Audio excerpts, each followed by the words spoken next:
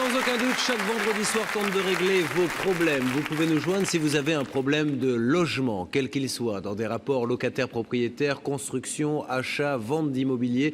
Vous vous retrouvez dans une situation insoutenable. Vous pouvez nous joindre au 0826 107 109 ou bien l'adresse de Sans aucun doute. N'envoyez pas de pièces originales, seulement des photocopies. Et puis le net, tf1.fr, rubrique Sans aucun doute. Nous allons parler de logement et vous allez voir que si on ne prend pas toutes les précautions, on peut se retrouver dans des situations catastrophiques. Voici une femme qui va nous dire que sa maison, qui est toute neuve, construite en 1998, peut être rasée du jour au lendemain à partir du moment où je vous parle. Accueillons-la maintenant sur ce plateau. Béatrice Prieur a fait construire une maison en 1998. 8 mois plus tard, un voisin lui intente un procès. Il exige la démolition de sa maison. Aujourd'hui, sa situation est désespérée. Bonsoir Béatrice. Soyez la bienvenue sur le plateau de Sans aucun doute. Vous vivez une situation catastrophique, oui, puisque vous avez une maison qui date de 98 que vous avez fait construire. Vous avez tout fait dans les règles. Vous avez été voir un notaire. C'est pas une maison que vous avez construite comme ça sauvagement. non, pas du tout. Cette maison, on peut venir vous la raser à n'importe quel moment. Et en plus de ça, on vous demande aujourd'hui près de 500 € par jour. 500 € par jour, oui. Par jour, ce qui Par veut dire que on va droit à la ruine, là, parce que 500 tout à € fait. par jour, je ne vois pas qui pourrait les payer. Tout à fait, oui. Alors, on va essayer de comprendre comment on en est arrivé à cette situation, s'il y a des fautes, des responsabilités. Regardez attentivement le reportage de Nicolas Rossignol. Nous tenterons de donner quelques coups de fil, désespérés par la suite. Regardez. 4 maisons neuves, 4 propriétaires dont la vie est aujourd'hui bouleversée par une décision de justice. Ces 4 familles doivent quitter les lieux et détruire leur maison parce qu'un de leurs voisins l'a voulu ainsi. Depuis 4 ans, la vie paisible de ce petit lotissement s'est transformée en cauchemar. Tout commence le 31 décembre 1999. Les propriétaires sont dans leur maison neuve depuis quelques semaines seulement. Tout le monde prépare son réveillon, nous autres aussi, à midi moins le quart, qui se présente à notre porte, un huissier. Avec quoi? Avec une assignation au tribunal de Bayonne. Déjà, moi j'ai ouvert la porte, je ne comprenais rien. J'étais avec ma fille de 2 mois et demi dans les bras. Je ne comprenais rien. Déjà, je ne connaissais pas le voisin qui nous a signé. Je ne comprenais pas la raison. Ce jour-là, j'étais en train de peindre ma salle de bain. Et c'est ma femme qui a ouvert la porte. Et elle a dit à l'huissier, mais vous vous trompez certainement, monsieur. On n'a pas d'assignation, nous. Ah si, c'est bien vous, monsieur, madame Bernard Dumay. Ah oui, c'est vous qui êtes assigné. Alors évidemment, je ne suis pas tombé de l'échelle, mais presque, quoi. Le choc est rude. Les 4 propriétaires sont assignés au tribunal par un voisin qu'ils ne voient jamais. Ce dernier demande à la justice d'ordonner la destruction de leurs 4 maisons neuves. Ils sont condamnés à détruire la maison qu'ils viennent de faire bâtir en 99, maison toute neuve. Et s'ils ne détruisent pas cette maison, ils doivent payer 500 € par jour de retard. Normalement, on doit 500 € tous les jours. Tous les jours. Tous les matins, Depuis le 22 on doit octobre. verser 500 € pour conserver nos maisons. Un dédommagement Un dédommagement de la construction. de la construction. C'est ahurissant.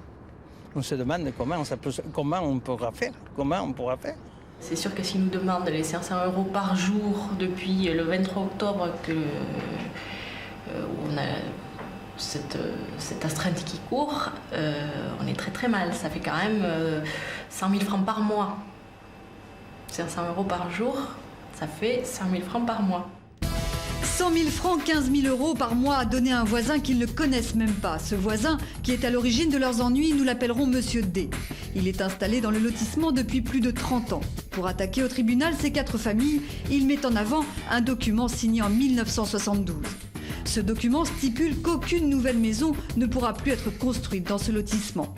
Problème, lorsqu'elles achètent leur terrain à bâtir, personne ne les informe, pas même leur notaire. Je ne vois pas où on a commis une faute. On a acheté un terrain en toute légalité. On est passé par notaire. Il n'y a eu aucun problème. La mairie nous a accordé le permis sans aucun souci. On a construit. Jamais on a vu qui que ce soit venir s'opposer. Et 8 mois après qu'on ait aménagé dans la maison, on reçoit la visite d'un huissier. Si vous achetez un terrain, que vous avez pris vos précautions, vous avez été vérifié, vous avez été chez un notaire pour acheter ce terrain, il vous vend un terrain à bâtir. Ce notaire, théoriquement, il a fait des vérifications, et notamment au fichier immobilier, théoriquement, et il n'est mentionné aucune interdiction de construire. eh bien, il n'est pas logique, il n'est pas juste qu'on vous condamne à détruire la maison que vous bâtissez dessus. À l'époque, la mairie ne dit rien, le notaire, lui, semble ignorer l'existence de cette interdiction. Quant au fameux voisin, il a apparemment attendu que les maisons sortent de terre pour attaquer les 4 familles. Il aurait pu, étant donné que les demandes de permis avaient été déposées en mairie et après affichées, et que les constructions évidemment n'ont pas été faites du jour au lendemain, il aurait pu au moins nous signaler peut-être s'il y avait une erreur. Et c'est lorsqu'on est venu habiter aux maisons qu'il nous a assigné. Apparemment, il a bien attendu qu'on finisse nos maisons pour porter plainte. Alors, quel est son but? C'est la question. C'est la question. C'est la question, quel est son but? La famille Prieur, comme toutes les autres familles, est choquée par la façon de procéder de leurs voisins. Bref, ils n'ont rien vu venir. Ça fait 4 ans que ça dure. Et aujourd'hui encore, au bout de 4 ans, nous n'avons jamais vu les personnes qui nous assignent. Jamais. On ne les a jamais vus. Donc c'est pour ça qu'ils se sont bien sûr gardés de venir nous avertir de ce qui allait nous tomber sur la tête. Non. La moindre politesse, c'est de venir, enfin, si on a un grief quelconque envers quelqu'un ou une objection sur quelque chose, bon, mais on va voir la personne, on en parle. Non, là non. En observant le plan du lotissement, on est en droit de s'interroger sur ce qui pousse ce fameux monsieur D à déclarer la guerre. Regardez plutôt, sa maison est à plus de 250 mètres des 4 maisons à démolir. La propriété de ce monsieur D est immense. 14 000 mètres carrés de terrain, cachés par un petit bois, par des haies hautes de plus de 2 mètres et entourés de champs. Il ne voit donc pas les maisons qu'il veut faire démolir. Voilà, donc regardez, il se trouve là-bas, il y a à peu près 250 mètres. Croyez-vous qu'on le gêne?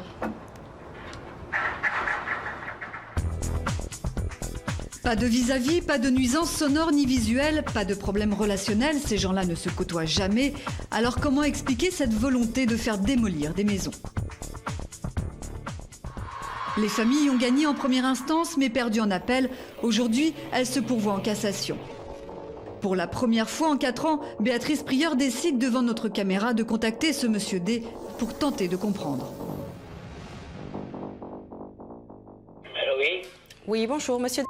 Oui? Oui, bonjour, Béatrice Prieur, votre voisine. Vous voyez qui je suis? Oui, c'est-à-dire que c'est vous qui avez acheté des dumets. Tout à fait. Oui, je vois, oui, malheureusement pour vous. D'accord. Bon, donc je vous appelle Oui. parce que cette histoire dure depuis assez longtemps. Oui, vous avez très bien fait. Moi, je trouve une chose, madame, je vais vous dire très simplement. Hein.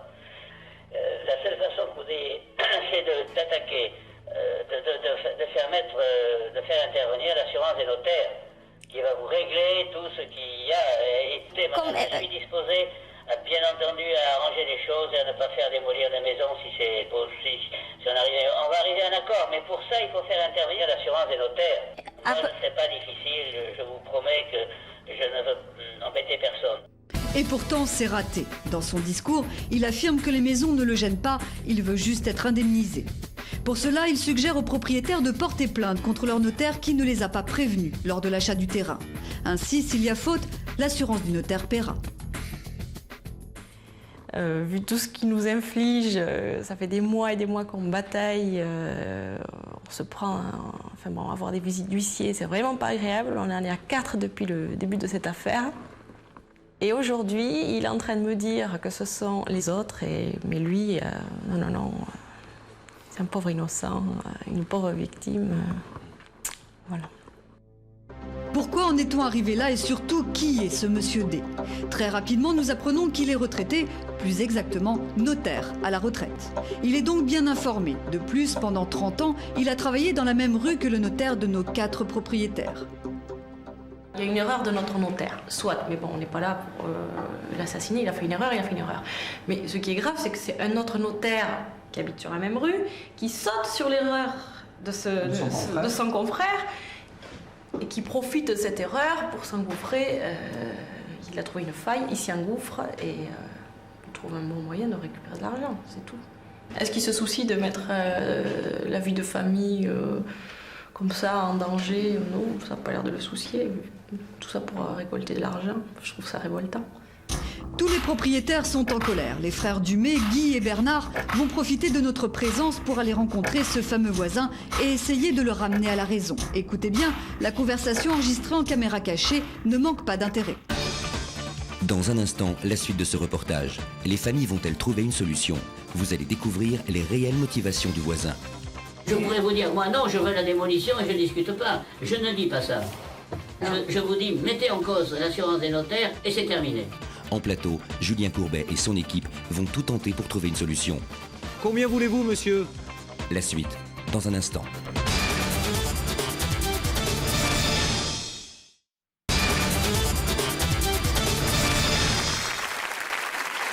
Merci de nous rejoindre sur le plateau de Sans aucun doute. Avant de reprendre le cas que nous étions en train de traiter, n'oubliez pas, vendredi prochain, 21h, la grande soirée anti-arnaque, une émission spéciale, 60 questions pour 60 millions de consommateurs. Testez vos connaissances, assurance, voiture, argent, vie de famille, tout ce qu'il faut savoir pour ne pas se faire arnaquer, surtout un questionnaire qui va vous permettre de vous évaluer, les filles d'un côté, les garçons de l'autre. Je compte sur vous vendredi prochain, 21h. En attendant, revenons sur le cas que nous traitions juste avant la pub, résumé, et nous continuons notre enquête. Il y a quelques minutes, Béatrice Prieur, sur le plateau de Sans aucun doute, nous racontait son problème. En 1998, comme 3 autres familles, les Prieurs font construire une maison. 8 mois plus tard, un voisin leur intente un procès. Il exige la démolition des maisons en affirmant que les terrains sont inconstructibles. Guy et Bernard vont profiter de notre présence pour aller rencontrer ce fameux voisin et essayer de le ramener à la raison. Écoutez bien, la conversation enregistrée en caméra cachée ne manque pas d'intérêt. Parce que vous savez qu'il y a 4 ans qu'on est dans la merde, qu'on ne dort pas, que je suis malade. Et on annule l'affaire. Vous pouvez l'annuler. Ah oui, alors j'annulerai l'affaire sans indemnité, sans rien. Écoutez, ce n'est pas vous qui allez payer, c'est sans les... Mais voyez que vous nous en voulez. Mais je vous en veux pas du tout. Mais oui. Alors vous envoyez... Je vous donne la solution pour vous en sortir. Ouais, moi, si vous êtes condamné à payer une indemnité, il vaudrait mieux que ce soit la chambre des notaires qui le paie que vous. Je pourrais vous dire, moi non, je veux la démolition et je ne discute pas. Je ne dis pas ça. Je vous dis, mettez en cause l'assurance des notaires et c'est terminé. Du jour au lendemain. Et si ils répondent que non? Mais si, ça marche toujours, ça. Mais je vous dis que si. Monsieur D est très sûr de lui, il connaît encore bien les ficelles de la profession. Ses connaissances sont telles qu'il semble en mesure de donner par avance le résultat d'une procédure qui n'a pas encore eu lieu. Votre pouvoir en cassation, il sera rejeté. Hein. Au cours de la conversation, Monsieur D propose un arrangement inattendu. Écoutez bien. Et vous aurez quand même une indemnité à payer. Hein. Alors, une partie, plutôt. On peut en faire une partie avec la transaction des terrains, oui. vous plaisantez, non, j'espère? Vous nous demandez une partie des terrains. Mais vous vous rendez compte de ce que vous nous dites, là? Si, de l'argent. Mais non, ce n'est pas ça que j'ai dit. De l'argent, vous avez dit. Une partie en argent, une partie... C'est ça, oui, c'est ça. Et puis quoi plus? Et puis quoi plus? Et puis quoi plus? Non, mais oh! Bah, écoutez, continuez comme ça, mais je vous dis, arrêtez les journalistes et mettez en cause la responsabilité d'une autre. Vous laissez tomber. Mais je ne peux pas. Pourquoi? Parce que je ne veux pas perdre le bénéfice de ça, et je veux qu'il soit bien indiqué que ces terrains ne pouvaient pas supporter de construction. Le marché est clair, n'en parlez pas à la presse, assignez votre notaire au tribunal pour que son assurance paye. Pour les indemnités entre terrain et argent, il y a forcément moyen de s'arranger. La réaction des propriétaires est immédiate. Alors même si ça doit peut-être s'arranger par l'intermédiaire des assurances, mais même moi ça me révolte aussi. Je vois pas pourquoi. Je vois pas pourquoi il récolterait lui de l'argent pour un préjudice qu'il n'a pas. Dans cette affaire, il y a l'aspect moral, mais ce n'est pas tout. Au fil de notre enquête, nous découvrons que le dossier de Monsieur D est peut-être juridiquement fragile. Monsieur D ne peut pas affirmer à mes clients qu'il fait partie du lotissement, car dans l'organisme officiel, à l'Hôtel des Impôts, il n'a pas été mentionné que M. D faisait partie du lotissement. En clair, d'après l'avocat des prieurs, le fameux voisin n'aurait jamais été déclaré officiellement sur la fiche d'identité du lotissement. Il ne pourrait donc pas porter plainte pour une affaire qui ne le concerne pas. Autre point litigieux, la validité de l'acte signé en 72, celui qui interdit toute construction. À l'époque, il aurait dû être enregistré à l'hôtel des impôts pour être valide. Cela n'aurait pas été fait, ce document n'aurait donc aucune valeur officielle. On ne peut pas vivre comme si on était heureux. On ne l'est pas. On ne l'est pas. On a toujours ça en arrière-pensée. Faire quoi comme projet? On ne peut pas. On a cette maison toujours, on se dit on l'aura demain, on l'aura plus. Il faudra payer. Qui c'est qui va payer? Comment? Comment on va faire? La justice a tranché, Monsieur D, le voisin, a eu gain de cause. Et le compte à rebours continue, les 4 familles doivent toujours officiellement détruire leur maison et payer à ce jour 400 000 francs, 60 000 € chacun, à un voisin qu'ils ne connaissent pas. Avec cette épée de Damoclès qui les menace, leur vie de famille est complètement chamboulée. Et nul ne sait pour combien de temps encore.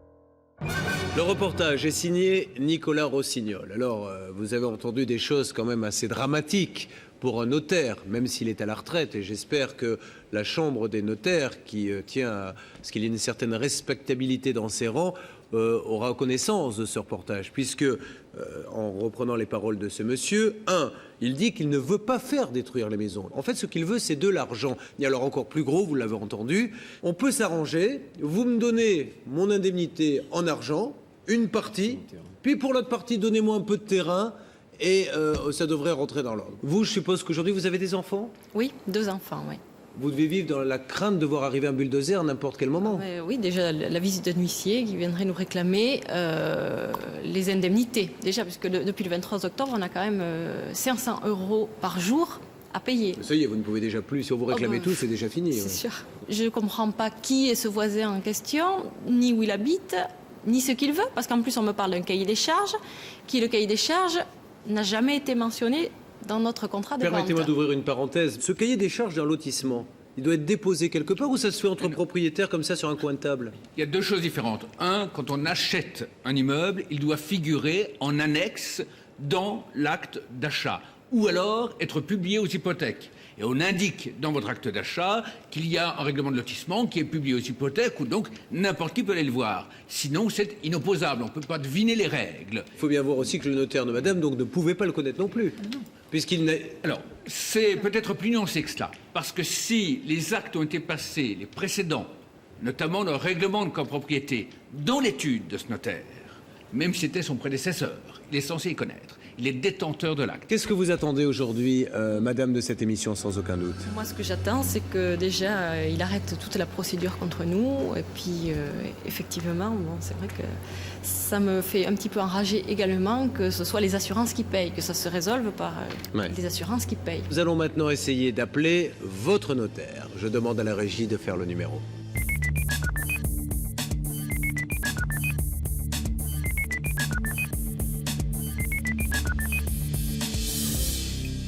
Allô? Oui, bonjour maître. Bonjour monsieur. Julien Courbet, pardonnez-moi de vous déranger monsieur. On essaie de comprendre un petit peu ce qui se passe dans le cadre des époux Prieur et Dumay. Vous connaissez bien cette histoire? Je peux vous dire une chose, c'est qu'actuellement, la justice a été saisie, elle a tranché en première instance, elle a donné raison aux propriétaires de maison. Le juge d'appel a dit qu'il y avait une erreur. Et aujourd'hui, la procédure n'est pas terminée. Donc, tant que la procédure n'a pas été à son terme, c'est très difficile de conclure en disant il y a eu ceci, il y a eu cela. Soit effectivement... Mais monsieur, maître... Soit il y a eu une erreur, soit il n'y a pas une erreur. Oui, d'accord, ça que la justice résultat. tranche, on reconnaîtra qu'il y a eu une erreur ou pas, ça on est tous d'accord là-dessus, maître. Mais si eux, on leur demande à cette dame de payer des milliers d'euros, qui va les payer, maître? Est-ce que vous comptez faire jouer votre assurance, par exemple? Non, mais la question de faire jouer mon assurance n'est pas d'actualité. Elle ne peut être d'actualité que si, au final, il y a une demande de démolition avec exécution immédiate. Mais l'arrêt de la Cour d'appel, c'est la loi, il s'applique en attendant. Et donc, effectivement, l'astreinte court, il est exécutoire. Et donc, la question qui se pose est la suivante. 1, est-ce que vous avez fait une déclaration conservatoire à votre assurance? 2, est-ce que vous ne croyez pas que pour éviter à tout le monde, y compris à votre assurance, d'avoir des astreintes absolument énormes éventuellement à régler dans quelques mois, que le plus simple ne serait pas de faire un tour de table avec ce monsieur qui attaque, votre assureur, vous, ces personnes, pour trouver un modus vivendi. Parce que si la Cour de cassation confirme dans 2 ans, je vous dis pas le montant d'astreinte qu'il y aura à payer s'il y a une responsabilité de votre part par l'assurance. Bon, si vous voulez, non, moi, je ne peux pas aller plus loin dans le commentaire parce qu'il faudrait... Ben, c'est bien dommage, monsieur. C'est bien dommage pour cette famille, pour cette dame qui est à mes côtés. 500 € par jour. Est-ce que vous pourriez les payer, vous, maître? 500 € par jour. J'ai fait tout ce que j'avais à faire, mais moi, je ne peux pas me substituer aux avocats. Moi, j'ai appelé... À un moment donné, il était question d'une discussion. Quand les acteurs m'ont dit ça, j'ai demandé à ce qu'elle pouvait intervenir. On m'a répondu il faut qu'elle intervienne au niveau des avocats. J'ai appelé les avocats pour que ça intervienne. Et finalement, cette réunion n'a pas eu lieu. Maître Dankovic. Oui, bonjour maître. Il y a peut-être 2 solutions dans cette affaire. Je parle dans les solutions amiables, bien sûr. Première solution, vous estimez que vous êtes responsable dans ce dossier parce que vous n'avez pas fait les vérifications nécessaires. Votre assurance peut parfaitement entrer en contact avec les parties pour procéder à une négociation. Deuxième solution, vous considérez que vous n'êtes absolument pas responsable dans ce dossier. À ce moment-là, il faudrait absolument intervenir contre cet ancien notaire pour essayer de trouver une solution avec lui pour qu'effectivement il suspende toute action contre eux, déjà pour les rassurer dans l'attente effectivement de l'issue du procès. Donc sur les 2 solutions, maître, pourriez-vous intervenir sur l'une ou l'autre solution? C'est tout ce qu'on vous demande. Je suis déjà intervenu auprès du comité technique pour dire que je risquais d'avoir un sinistre et que je risquais d'être assigné. Donc j'ai déjà fait la démarche auprès des assurances. D'accord, donc vous considérez qu'il y a un risque effectivement de mise en cause de votre responsabilité? Le cas échéant, si on estime que je suis le responsable de cette situation, mon assignation se justifie. J'estime que quand même, nous, on a tout fait dans les règles. Et on se retrouve dans une situation catastrophique. Aujourd'hui, la maison est toujours debout. Aujourd'hui, vous êtes passible d'une astreinte. Attendons que la maison soit par terre avec une astreinte colossale à payer. Ben voilà, ben oui, évidemment. Tiens. Qu'est-ce que vous voulez que je fasse d'autre? Moi, je ne peux pas me substituer ni à vos Alors, avocats, une fois que la maison sera par terre, monsieur, vous ferez quoi? Vous viendrez la reconstruire?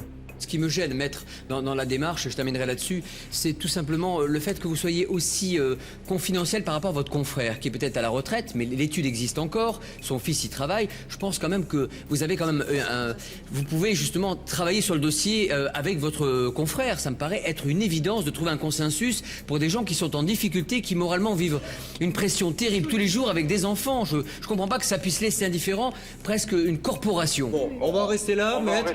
Nous, moi je vous préviens également, donc nous allons continuer cette enquête et appeler également la chambre des notaires pour qu'ils soient au courant également de ce qu'on a pu enregistrer, pas dans nos propos qu'on vient de tenir là, mais chez l'autre notaire, sur ce qui s'est passé, le dossier, parce que moi je ne laisserai pas ces personnes continuer à avoir cette épée de Damoclès avec 500 € par jour, une maison détruite, et j'ai pas envie de leur dire attendons que tout soit détruit pour voir si on peut faire quelque chose. Ça sera déjà trop tard. Je vous remercie, maître, je suis désolé de vous avoir dérangé. Passez une bonne journée. Au revoir. Au revoir.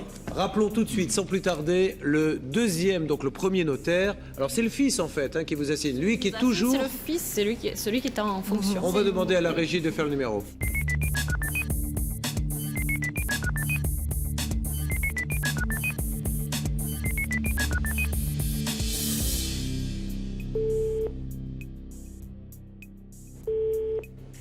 Allô? Maître? Oui, bonjour monsieur. Bonjour, Julien Courbet de l'émission Sans Aucun Doute. Je ne vous dérange pas?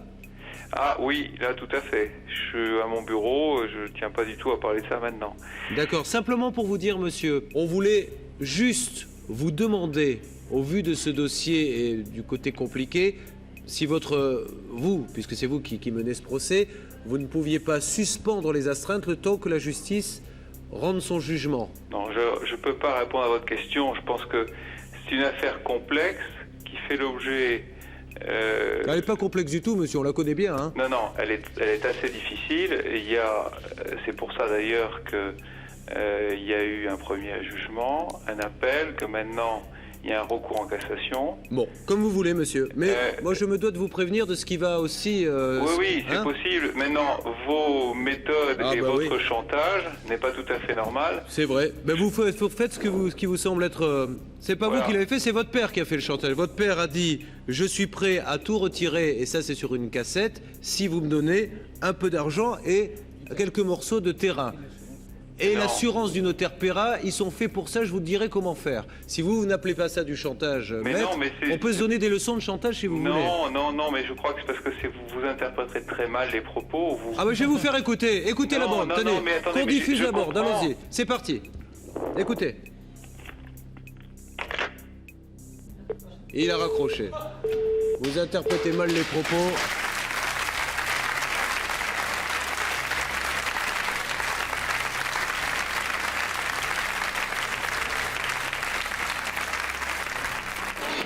Essayons donc maintenant de joindre la chambre départementale des notaires pour avoir peut-être plus d'explications ou au moins pour les mettre au courant de ce qui se passe. Maintenant, la régie fait le numéro.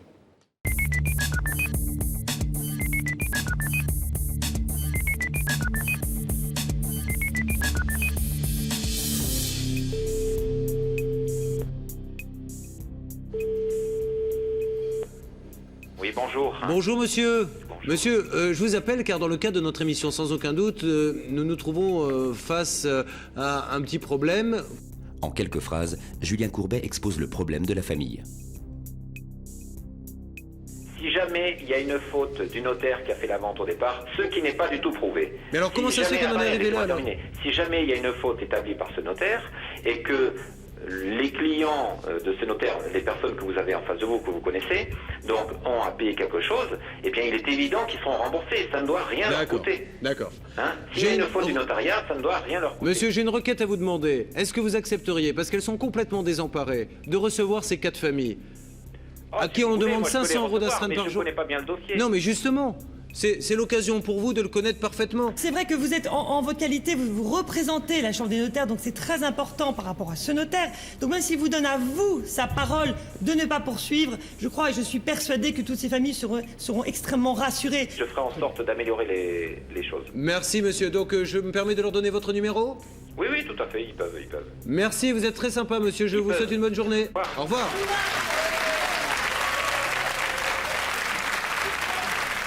Nous allons quand même une nouvelle fois, malgré ces quelques bonnes nouvelles, nous allons essayer d'appeler ce fameux notaire, mais comme nous avons eu son fils ce matin, je pense qu'il doit attendre notre appel et je ne suis pas sûr que nous réussissions à l'avoir. Mais qui sait, essayons quand même. La régie fait le numéro.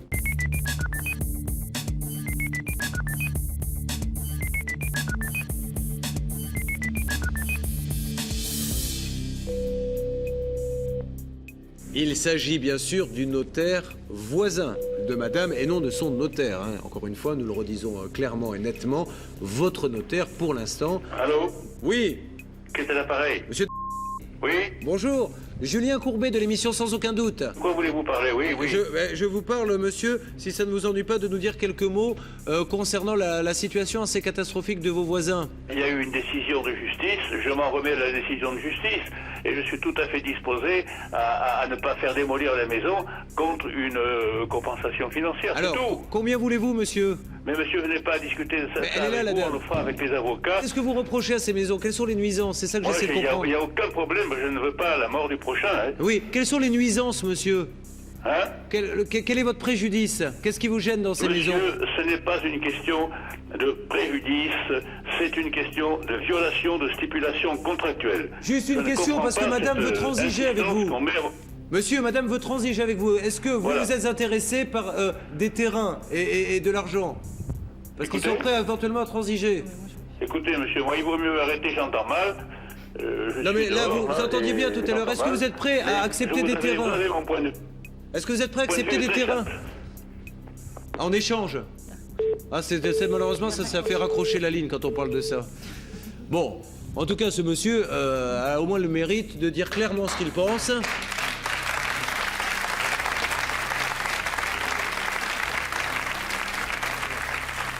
Vous avez bien compris, c'est ce que j'en retire, c'est qu'il n'y a aucun préjudice. Il se base sur effectivement le fait qu'il n'y ait pas eu un papier qui ait été respecté pour se dire je vais gagner de l'argent, ce qui est son droit. Hein, disons-le, ce qui est son droit. Si ce n'est que cet homme qui est un juriste devrait savoir que quand on se bat pour les principes, ça vaut 1 franc. Mais cet homme-là, 1 euro de nos jours, ça fait 6 fois plus, c'est déjà pas mal. Exactement. Que les maisons soient édifiées. Et j'espère que notre ami du Conseil de l'ordre, de la Chambre, des notaires, Et j'espère que notre ami de la Chambre des notaires qui regarde cette émission comprendra mieux maintenant la teneur de ce dossier. Il n'y a aucun préjudice, c'est uniquement pour gagner de l'argent, sachant que sa propriété est déjà, je pense, déjà 10 fois plus grande que la vôtre. Donc voilà, je ne pense pas qu'il soit dans le besoin, ce monsieur, mais l'argent, parfois... D'autant plus qu'il sait parfaitement que nous, on n'avait aucune connaissance du cahier des charges, puisqu'il reconnaît que... non, mais il n'a pas de préjudice, encore une fois, je comprends. Et on a... Sinon, il n'aurait pas fait laisser construire les maisons, tout simplement. Nous avons nous-mêmes, dans cette émission... Nous avons nous-mêmes défendu dans cette émission des gens qui voulaient faire détruire d'autres maisons pour la bonne et simple raison qu'elles avaient été construites n'importe comment, parce que quand vous ouvrez vos volets, vous ne voyez plus rien, donc la vie devient un enfer. Mais lui dit clairement, je n'ai aucun préjudice. Mais comme il y a un petit vice dans les papiers qui ont été faits, qu'on me donne de l'argent, et si possible quelques terrains, ce qu'il avait dit dans la caméra cachée. Voilà. Amis de la Chambre des notaires, c'est à vous de jouer maintenant. En tout cas, vous serez reçus très prochainement. Maître Fellonneau.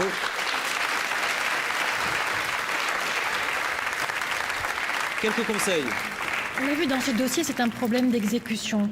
Ça peut arriver à tout le monde demain d'avoir une condamnation et que cette condamnation soit exécutoire, c'est-à-dire qu'on doit y déférer, c'est-à-dire qu'on doit exactement faire ce que le tribunal vous ordonne, alors que vous avez quand même le droit de faire appel, de saisir la Cour de cassation. Merci Nathalie. Madame, on vous remercie 1000 fois de nous avoir fait confiance. Et je suis certain que ce dossier va avancer favorablement. On va se retrouver sur ce plateau dès que vous aurez rencontré ce monsieur de la Chambre des notaires, d'accord ? D'accord. Allez, je vous souhaite un bon retour et ça va s'arranger. Merci. Merci.